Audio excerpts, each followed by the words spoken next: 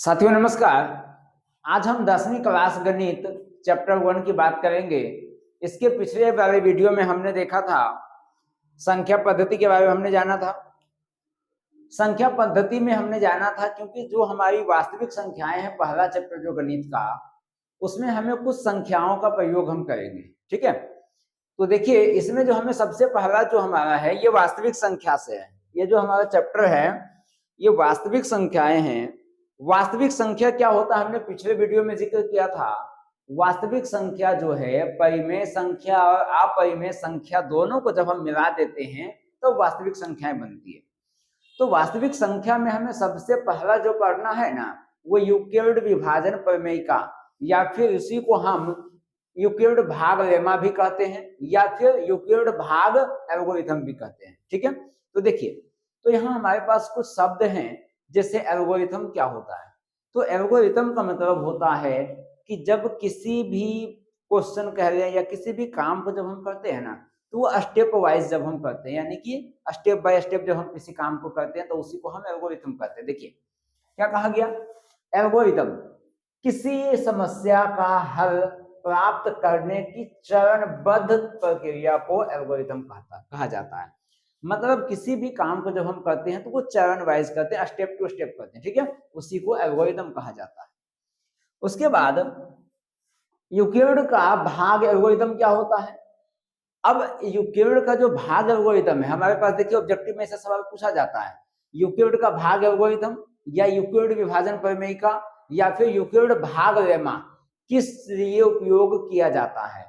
तो हमें HCF ज्ञात करने के लिए हम यूक्लिड भाग एल्गोरिथम या यूक्लिड भाग लेमा या फिर यूक्लिड विभाजन प्रमेय का, इसका हम प्रयोग करते हैं HCF ज्ञात करने के लिए, यानी कि मासा महत्तम समापवर्तक। ठीक है, समझिए। तो हमने लिखा यूक्लिड का भाग एल्गोरिथम जो है इसका प्रयोग दो धन पूर्णांकों का HCF ज्ञात करने के लिए किया जाता है। ठीक है, ये बहुत इंपॉर्टेंट है, ऑब्जेक्टिव में पूछा जाता है। ठीक है, तो यहाँ पूछ लिया जाएगा यूक्लिड विभाजन प्रमेय का या यूक्लिड विभाजन एल्गोरिथम का प्रयोग किस लिए किया जाता है, तो HCF ज्ञात करने के लिए किया जाता है। ठीक है, अब देखिए आगे आते हैं। हमें लिखा यूक्लिड का भाग लेमा विभाजन एल्गोरिथम, ये क्या है। ठीक है, कहा गया जब कोई दो धनात्मक पूर्णांक A तथा B दिया हो जहां A ग्रेटर देन B। चलिए हम इसी के आधारित हम एक क्वेश्चन ले लेते हैं साइड से। हमें क्या कहा गया, जब कोई दो धनात्मक पूर्णांक, चलिए हम एक 35 ले लिए और एक 7, 36 ले लिए, 36 और 7। ठीक है, कहा गया जब कोई दो धनात्मक पूर्णांक, हमने दो धनात्मक पूर्णांक लिया A तथा B, चलिए A B की जगह हमने 36 और 7 को हमने लिया। कहा A ग्रेटर देन B। देखिए जब भी हम कोई दो संख्या, दो धनात्मक पूर्णांक लेंगे तो दोनों बराबर तो नहीं होगा, एक बड़ा एक छोटा तो होना ही होना है। तब क्या हुआ, हमने 36 ले लिया, 7 ले लिया। तो कहा गया तो हो तब हम Q और R प्राप्त करते हैं। Q और R प्राप्त करते हैं जहां Q भागफल और R क्या है, शेषफल है। तो ये A बराबर BQ प्लस R जहां 0 greater than equal R less than B। इसका कहने का क्या मतलब है, देखिए तो हम ये जानते हैं भाज्य बराबर भाजक गुना भागफल प्लस शेषफल। तो A जो हमारा है, यहां हमारा A क्या हो गया, यहां A हमारा भाज्य हो गया, B हमारा भाजक हो गया, Q हमारा भागफल हो गया और R क्या हो गया, शेषफल हो गया। जहां देखिए R जब शेषफल है तो इसका कहने का क्या मतलब है, अधिकतर बच्चा इस चीज को नहीं समझ पाता है कि इसका मतलब क्या है। इसका मतलब यह होता है कि R क्या है, देखिए तो R शेषफल है, यानी कि शेषफल जो है वो 0 से बड़ा भी हो सकता है या 0 के बराबर भी हो सकता है, लेकिन शेषफल जो है वो B से छोटा होगा। अब देखिए B क्या है, भाजक, तो B हमेशा भाजक से छोटा होता है। कैसे, अभी देखिए हम इस उदाहरण से समझते हैं। जैसे देखिए मेरे पास ये क्वेश्चन दिया हुआ 36 और 7 हमने लिया, हम यहां लिखेंगे, यहां हम यहां बता देंगे हमारे पास क्या है 36 जो है वो बड़ी संख्या हमने बता दिया। तो जब हम 7 से छोटी संख्या से बड़े में भागा देते हैं तो 36 में भागा देंगे तो आएगा 7 × 5 = 35, यहां से बच गया 1।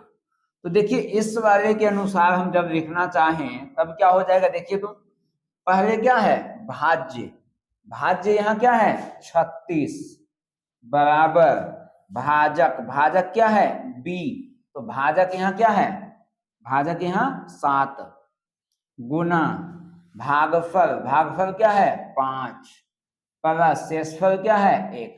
देखिए तो इस तरह से हमने लिख दिया।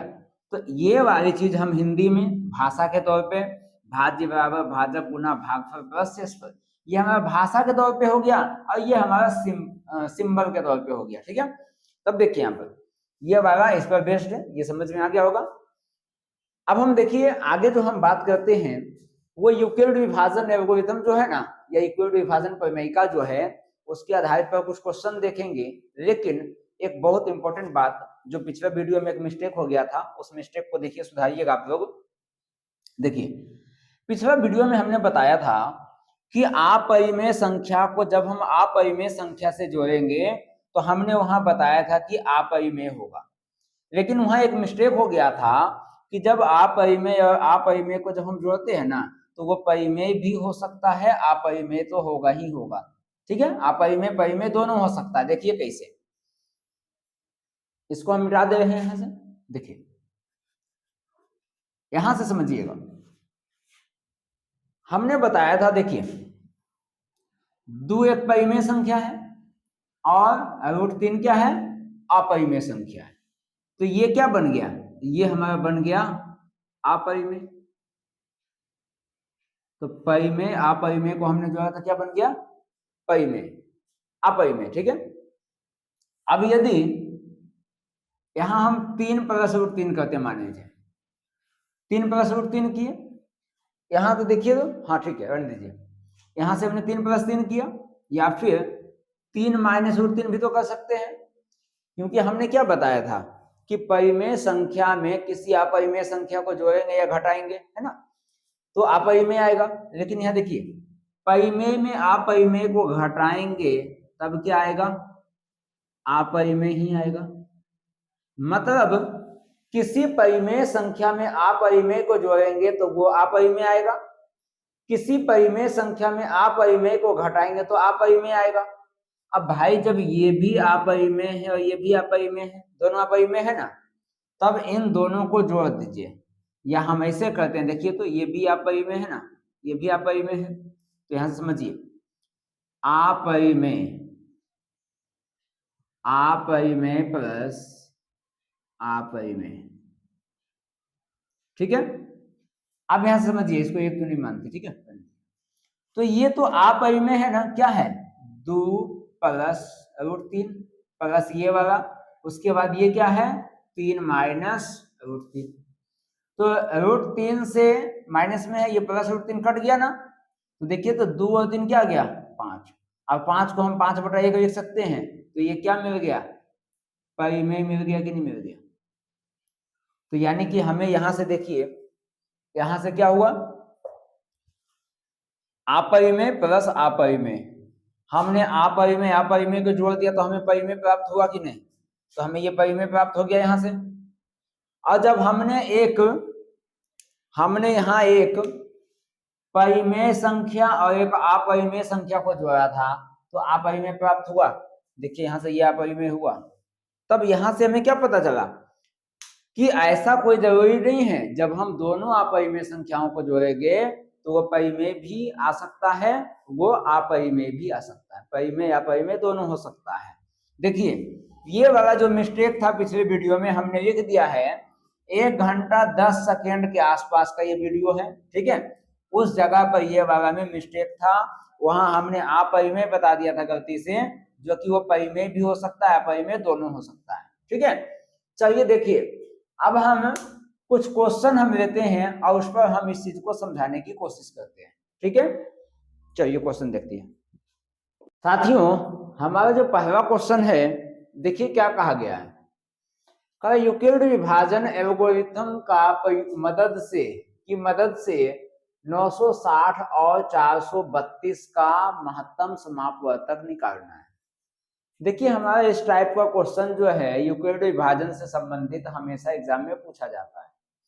तो आपको इस बात का ध्यान होना चाहिए कि यूक्लिड विभाजन अभी हमने बताया था a बराबर बी क्यू प्लस आर, है ना, जहां 0 greater than equal R less than B, ऐसा था। तब सबसे पहली बात जानते हैं इस टाइप के क्वेश्चन में क्या करना है। देखिए सबसे पहला काम, सबसे पहले हम यहाँ हल लिखेंगे जो हमें जहां से हमारी आंसर शुरू होगी। हमें दो संख्या दी हुई है, हम यहाँ लिखेंगे यहाँ सबसे बड़ी संख्या 960 है, 960 ग्रेटर देन कितना 432। मतलब सबसे पहला काम हमें ये है कि हमें ये बता देना है कि जो हमारे पास संख्या दी हुई है वो कौन सी संख्या बड़ी है, हमें ये बता देना है। ठीक है, हमने बता दिया कि यहाँ जो है 960 बड़ा है 432 से। ठीक है, हमें क्या बोला गया, यूक्लिड विभाजन एल्गोरिथम की मदद से। तब हम लिखेंगे यहाँ यूक्लिड विभाजन, यूक्लिड विभाजन एल्गो, देखिए कहीं ना आपको कहीं रिथम दिखाई देगा, कहीं रिदम दिखाई देगा, ठीक है, उससे दिक्कत नहीं है। यूक्लिड विभाजन एल्गोरिथम का प्रयोग करने पर, का प्रयोग करने पर, अब भाई यूक्लिड विभाजन एल्गोरिथम क्या कहता है, हमें कहता है a बराबर बी क्यू प्लस आर जहां 0 greater than equal R less than B, हमें ये कहता है। तब हमारा 960 बराबर 432 गुना, देखिए तो 432 अगर आपको ऐसे तोड़ने नहीं आता है तब आप क्या कीजिएगा बता देते हैं, इधर साइड में आप एक लाइन खींच दीजिएगा एग्जाम में, 432 से आप भागा दे दीजिए 960 है ना, 432 960। अब देखिए 4 दूनी 8 होगा और 4 तिया 12, 3 मरते जब लगाएंगे तो 1200 से अधिक हो जाएगा। और जब 2 मरते लगाएंगे तो देखिए तो 2 दूनी 4, 3 दूनी 6 और 4 दूनी 8, यहां से घटाइए तो ये 10 में से 4 गया 6, 15 में से 6 गया 9 और यहां से 8 में से 8 गया कैंसिल आउट, 96 बच गया। तो मतलब 432 गुना 2, अभी हमने बताया था कि a बराबर बी क्यू प्लस आर होता है, जहां b हमारा भाजक है और q क्या है भागफल। तो यहाँ भागफल क्या है 2 प्लस शेषफल क्या है 96। अब यहां से देखिए अभी शेषफल तो हमारा 0 आया नहीं, तब हम यहां लिखेंगे चूंकि शेषफल, ध्यान दीजिएगा बिल्कुल, ठीक है, चूंकि शेषफल 96 नॉट इक्वल टू 0, हमारा ये भागा तभी खत्म होगा जब तक शेषफल 0 ना आ जाए। जब तक शेषफल 0 नहीं आएगा तब तक हमें भाग देते जाना है। चूंकि शेषफल 96 नॉट इक्वल टू 0, इसलिए 432 और 96 पर यूक्लिड विभाजन प्रमेय का, एल्गोरिथम यूक्लिड विभाजन एल्गोरिथम का प्रयोग करने पर, अभी हम आपको बताएंगे, ठीक है। इसमें क्या करना है ना, हमें इस चीज को, इस कहानी को हमेशा एग्जाम में नहीं लिखना है। 2 नंबर का सवाल आएगा, 2-3 नंबर का, क्यों हमें इस बार इतना इतना लिखना हमेशा, ठीक है। इसका हम एक शॉर्टकट भी बताएंगे, आपको कंटिन्यू भागा देते चले जाना है। अब जब हम फिर से यूक्लिड विभाजन प्रमेय का प्रयोग करेंगे तो यहाँ ध्यान देना है आप लोग को, क्योंकि बच्चा अक्सर यही फंसता है। देखिए क्या करना है, इस वाले भागा से आते हैं, ठीक है। अब ये जो शेषफल 96 बचा था ना, इस 96 हमारा भाजक बन जाएगा, और जो पिछला वाला हमारा भाजक था वो हमारा भाज्य बन जाएगा। कुछ समझ में आया? क्या करना है कि जो हमारा शेषफल बचेगा वो भाजक बन जाएगा, और जो पिछला भाजक था वो हमारा भाज्य बन जाएगा। अब देखिए, तब यहां से क्या लिखेंगे, यहां से लिखेंगे 432 बराबर 96 गुना। अब 96 से 432 में भागा देते हैं, देखिए क्या आएगा 9 चौक 36, यानी कि लगभग 4 मतलब लगेगा। ठीक है, तो 6 चौक 24 के 4 बाकी 2 और 9 चौक 36 और 2 38। यहाँ से घटाइए, 12 में से 4 गया 8, 12 में से 8 गया 4, यहाँ से खत्म, 48 बचा। यानी कि 96 गुना 4 प्लस 48, 96 गुना 4 प्लस, अभी भी शेष पर शून्य नहीं है, फिर यही वाला कहानी फिर से लिखा जाएगा, यही कहानी फिर से लिखा जाएगा। यहाँ लिखेंगे चूंकि शेषफल, या हम चूंकि यहाँ नहीं भी लिखेंगे ना तो क्या भाई बात नहीं है, डायरेक्ट हम लिख देंगे। यहाँ देखिए ऐसे हम लिखेंगे, ठीक है, हमने लिखते हैं शेषफल 48 नॉट इक्वल टू 0,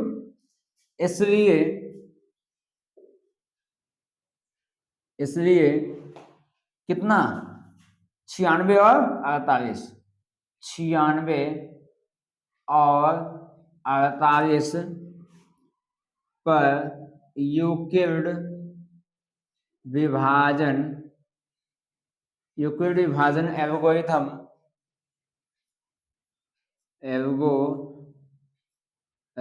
का प्रयोग करने पर, ठीक है। अब क्या भागा देंगे, देखिए 48 से भागा देंगे किसमें, 96 में, जस्ट इसके पिछले वाले से, ठीक है। तो 48 दूना 96, शेषफल 0 बच गया कि नहीं, तो यहां हम क्या लिखेंगे 96 बराबर 48 गुना 2 प्लस 0, शेषफल 0 आ गया ना, यहां लिखेंगे शेषफल बराबर 0,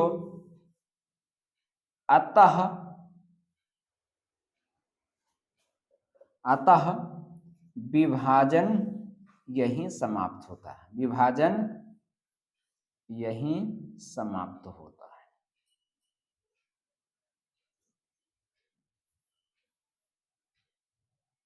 ये देखिए ये सब लिखना जरूरी नहीं है, ये हमें सिर्फ समझा रहा हूं आप लोग को, ठीक है। तो जैसे ही शेषफल 0 आ गया तो हमारा विभाजन की प्रक्रिया समाप्त हो गई। अब बात यहाँ आ गया कि चल सर ये ठीक है कि हमारा विभाजन तो शेषफल हमारा 0 तो आ गया, लेकिन एचसीएफ होगा कौन, एचसीएफ देखिए कौन सा होगा, एचसीएफ जो हमारा होगा वो ये जो भाजक है ना, लास्ट भाजक जो होगा वही हमारा एचसीएफ होता है। तब यहां लिखेंगे अतः क्या है संख्या हमारे 960 और 432, 960 और 432 का एचसीएफ कितना होगा 48। देखिए ये तो हमारा ऐसा क्वेश्चन था, इस टाइप का क्वेश्चन जब भी पूछा जाएगा आपको 2 नंबर का सवाल ये पूछा जाएगा, ठीक है। अभी जो करंट का पैटर्न चल रहा है उसमें 2 नंबर का सवाल पूछा जाएगा, ठीक है। ये हमारा ये क्वेश्चन था। अब देखिए क्या है, इसमें हमने ये वाला कहानी को यहाँ भी लिखा, यहाँ भी लिखा, यहाँ भी लिखा, मतलब जब तक भागा कंप्लीट नहीं होगा हमें हमेशा इस कहानी को लिखना है। एक ही कहानी को क्यों हम हमेशा लिखें, तो देखिए अगले वीडियो में हम बताते हैं हमें इतना कहानी लिखने की जरूरत नहीं है, हम सिर्फ एक बार इसको बता देंगे, बाकी बात तुरंत हम डायरेक्ट भागा वाली जो प्रक्रिया है वो हम करते हुए चले जाएंगे, ठीक है। चलिए हम अगला क्वेश्चन देखते हैं। तो अगला क्वेश्चन देखिए क्या है, कहा गया यूक्लिड विभाजन एल्गोरिथम का प्रयोग करके। हमने पिछला बार भी सेम यही क्वेश्चन, हमेशा क्वेश्चन का सब कुछ पूछने का तरीका सेम होगा, अंतर क्या आएगा, कभी महत्तम समापवर्तक दे देगा, कभी मासा दे देगा, कभी एचसीएफ दे देगा, बस इतना अंतर है, और इन संख्याओं का अंतर होगा। जैसा हमने पिछला क्वेश्चन कराया सेम उसी प्रकार से देखिए भी बनेगा। वहां हमें 960 और शायद 455 कुछ दिया हुआ था, 400 कुछ करके दिया हुआ था ना, और यहाँ 867 और 255 दिया, बस इतना अंतर है। देखिए यहां से हम क्या देखते हैं, हमें दिया हुआ है क्या, 2 संख्या दिया हुआ है, तो हम यहाँ पर बता देंगे कि कौन सी संख्या बड़ी है।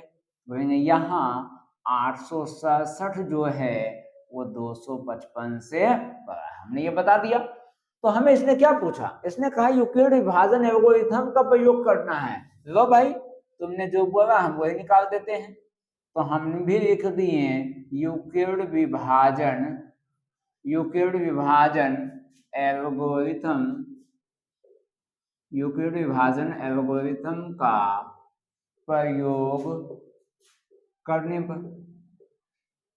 ठीक है, तो हमने ये तो लिख दिया, लेकिन यूक्लिड विभाजन एल्गोरिथम का सूत्र क्या होता है हम उसको लिख कर बताएंगे इसे। तब यहां सीखेंगे a बराबर बी क्यू प्लस आर, जहां 0 greater than equal R less than B. ये हो गया। अब देखिए क्या संख्या है, 867 बराबर 255। अब बात आया कि 255 को हम कितना मध्य गुना करें कि 867 के करीब पहुंच जाए या 867 कैंसिल हो जाए। देखिए सेम पिछला प्रोसेस अपनाते हैं। 255 से भागा देंगे 867 में, 255 भागा 867, तो 255 है तो 3 मध्य इसको गुना करेंगे शायद 765 के आसपास आएगा। देखिए तो 3 से गुना करते हैं तो 5 तिया 15 के 5 बाकी 1, 5 तिया 15 के 16 6 बाकी 1 और 3 दूनी 1 1 7 है ना, 6 7 हो गया। 7 में से 5 गया 2, 6 में 6 गया 0 और 8 में 7 गया 1, 102 हुआ। तो यहां से क्या लिखेंगे 255 गुना 3 प्लस कितना 102। अब यहां से समझिए पिछला में हमने क्या किया था, हमने बताया था कि भाई 102 जो यहां से स्पष्ट शून्य नहीं है, 102 नॉट इक्वल टू 0। अब हमने बताया था फिर से कि यूक्लिड विभाजन एल्गोरिथम का प्रयोग करने पर, है ना।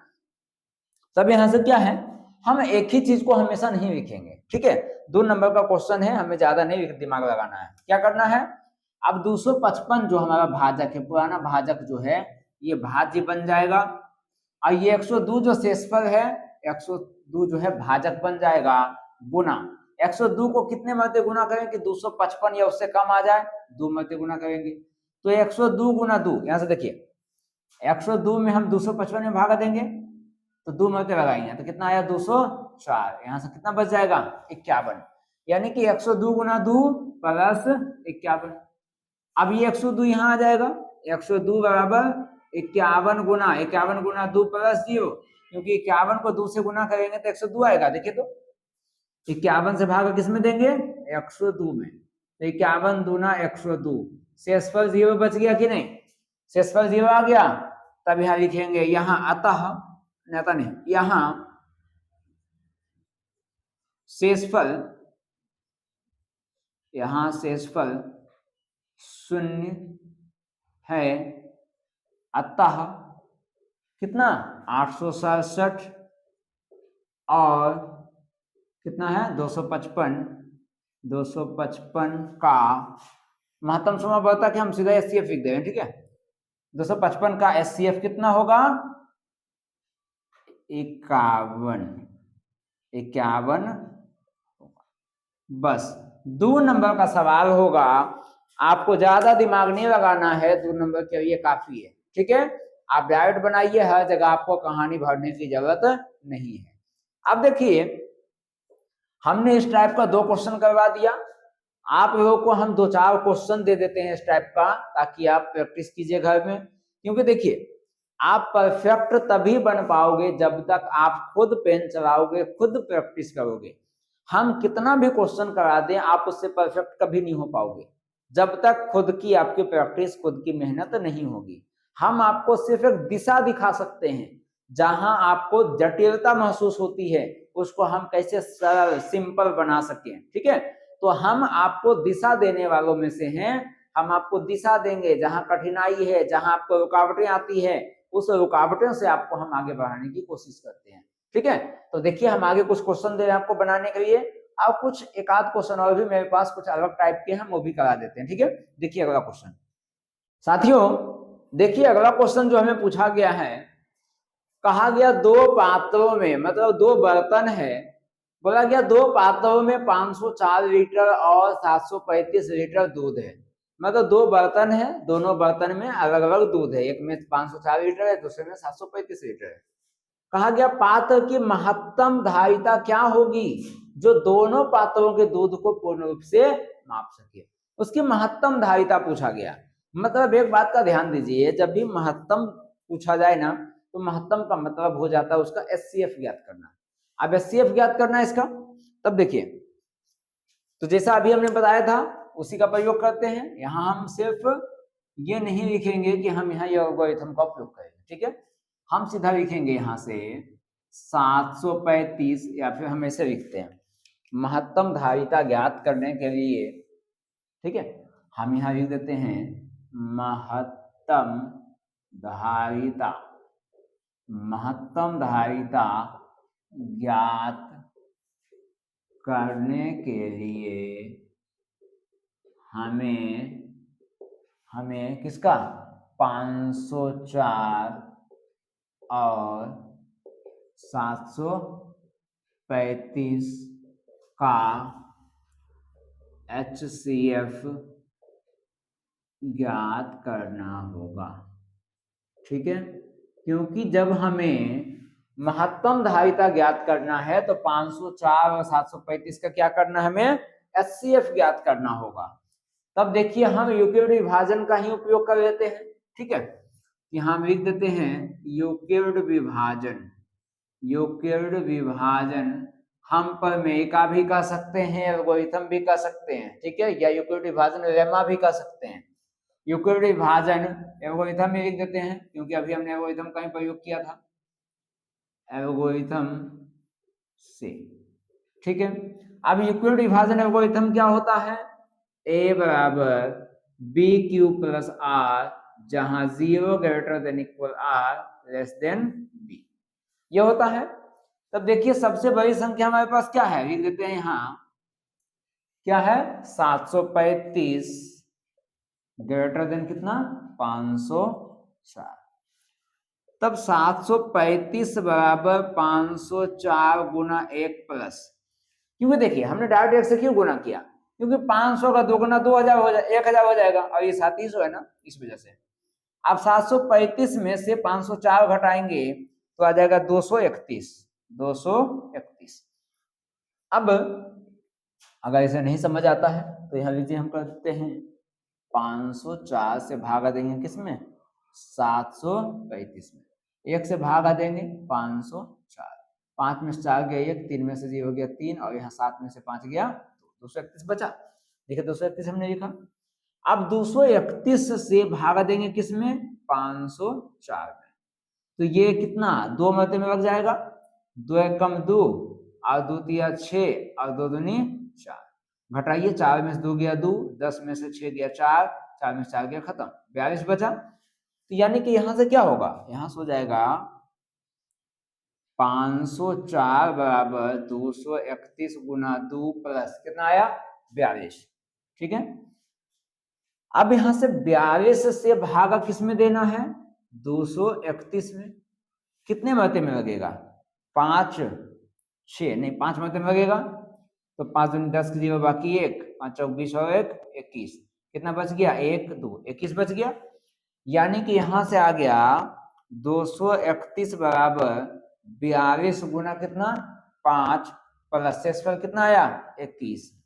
अब क्या हो जाएगा 21 से भाग देंगे किसमें 42 में, तो 21 दूना 42, शेषफल 0 बच गया। तब यहां से क्या होगा 42 बराबर 21 गुना 2 प्लस 0, शेषफल 0 आ गया। यहां लिखेंगे शेषफल बराबर 0, अतः यहां हम लिख देते हैं क्या बोला गया महत्तम है ना, तो लिखेंगे पात्र की महत्तम धारिता बराबर पात्र की महत्तम धारिता पूछा गया ना, पात्र की महत्तम धारिता बराबर, अब देखिए हमने क्या बोला था एचसीएफ ज्ञात करना है, तो जो भाजक होगा ना सबसे अंतिम में वही हमारा क्या होगा एचसीएफ होगा। तब यहां से हो गया शेषफल 0, अतः पात्र की महत्तम धारिता 21 लीटर होगी, ठीक है। ये देखिए इसमें हमने यूक्लिड विभाजन प्रमेयिका के हैं, यूक्लिड विभाजन एल्गोरिथम के हैं, यूक्लिड विभाजन लेमा के हैं। इसमें से हमारे इसी टाइप का क्वेश्चन था, हमने क्वेश्चन करा दिया। आपको इसी टाइप का सवाल एग्जाम में देखने को भी मिलेगा। आपको हम कुछ क्वेश्चन छोड़ जाते हैं जो आपको रिवीजन करने के में काम आएगा। आप जितना ज्यादा रिवीजन कीजिएगा उतना ज्यादा फायदा होगा। चलिए हम कुछ क्वेश्चन दे देते हैं आप लोग को जिसका आप रिवीजन कीजिएगा। देखिए आपके लिए कुछ प्रश्न हैं जो आपको घर में प्रैक्टिस करना है। इसको प्रैक्टिस कीजिए, बनाइए, और आप जितना ज्यादा क्वेश्चन बनाइएगा उतना ज्यादा आपको फायदा होगा। देखिए हम आपको 3 क्वेश्चन दे रहे हैं घर में रिवीजन करने का। देखिए क्या है। पहला बोला गया यूक्लिड विभाजन एल्गोरिथम का प्रयोग कर 517 तथा 1425 यानी 1425 का मासा ज्ञात करना है। हमने इस टाइप का, देखिए भी यही है, यूक्लिड विभाजन एल्गोरिथम का ही प्रयोग करना है और 272 1032 का मासा निकालना है। दोनों प्रश्न सेम है, सिर्फ संख्याओं का अंतर है। सेम यही क्वेश्चन हमने 2 उदाहरण हमने कराया हुआ है। आप उसको बेहतर ढंग से देखिए, समझिए, और उसको समझने के बाद इन दोनों प्रश्नों को बनाइए। एक और क्वेश्चन है, इसको भी समझिए क्या कहा गया। इसमें कहा गया किसी परेड में 616 सदस्यों वाली एक सेना यानी कि आर्मी की टुकड़ी को 32 सदस्यों वाली एक आर्मी बैंड के पीछे मार्च कराना है। मतलब यह है कि 32 सदस्य जो है वो आर्मी बैंड का, एक आर्मी बैंड है उसके 32 सदस्य हैं, उसके पीछे आर्मी जाएगी। आर्मी उसके पीछे पीछे क्या करेगी, वो मार्च करेगी, मतलब उसके पीछे पीछे जाएगी। ठीक है। तब कहा गया दोनों समूहों को समान संख्या वाले स्तंभों में मार्च कराना है। उन स्तंभों की अधिकतम संख्या, ये ध्यान देना है, अधिकतम संख्या क्या है जिसमें वे मार्च कर सकते हैं। अधिकतम संख्या आ गया, मतलब HCF ज्ञात करना है। तो देखिए आप क्वेश्चन बड़ा देख करके ये घबराना नहीं है, क्वेश्चन बहुत आसान है। इसमें हमें क्या करना है, 616 और 32 का हमें HCF ज्ञात करना है। जैसे आप इसमें HCF ज्ञात करोगे यूक्लिड विभाजन एल्गोरिथम का प्रयोग करके, आप इसमें भी यूक्लिड विभाजन एल्गोरिथम का ही प्रयोग करके 616 और 32 का HCF ज्ञात कर लीजिए। ठीक है। इसको जब आप बनाइएगा तो इसका आंसर 285 आएगा, यानी HCF 285 आएगा। इसको बनाइएगा सेकेंड वाला तो इसका HCF 8 आएगा, और इसको भी बनाइएगा जब तो इसका भी HCF क्या आएगा, 8 आएगा। तो देखिए हमारा ये जो यूक्लिड विभाजन एल्गोरिथम पे जो जितने भी क्वेश्चन था हमने करा दिया, महत्वपूर्ण क्वेश्चन हमने कराया है। ठीक है।